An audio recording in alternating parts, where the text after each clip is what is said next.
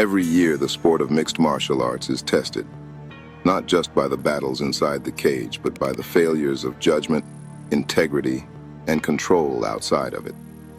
These are the moments that tarnish legacies and force the entire system to be held accountable. Today, we render judgment on the most damaging incidents of the year. This is the official verdict on the top 5 controversies of 2025.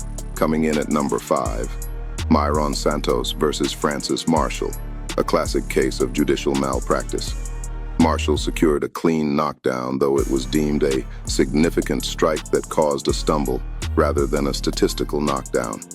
Marshall appeared to dominate the grappling, yet 2 judges awarded the fight to Santos. The verdict was met with heavy boos, and even Santos himself later admitted Marshall should have won. The judgment is simple: a clear and undeniable robbery. At number 4, a heavyweight title fight that ended not with a bang but with a poke. Tom Aspinall versus Cyril Gane. A knuckle-deep double-eye poke left the champion unable to see, forcing a no contest. The incident was so severe it triggered an immediate overhaul of the rules to strictly enforce the already established rules with automatic point deductions for eye pokes. Referees are now allowed to give out point deductions on the first infraction if the action is deemed reckless, rather than giving traditional warnings. The verdict: a disastrous end to a super fight that exposed a critical flaw in the enforcement of the rulebook. These are just 2 of the cases from our Best of 2025 docket. We're also delivering verdicts on the year's best knockouts, upsets, and submissions.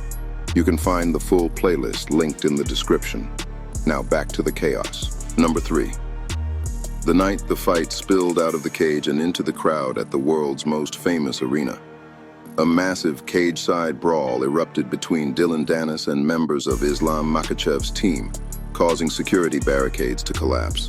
The verdict from Dana White was swift and absolute. Danis is permanently barred from all future UFC events. The judgment: a black eye for the sport that forced considering a complete overhaul of event security. Our runner-up for controversy of the year: the bizarre case of Ilia Topuria. The undefeated champion announced a sudden leave of absence, claiming he was the victim of an extortion plot threatening false domestic abuse allegations. The incident threw the entire lightweight division into chaos.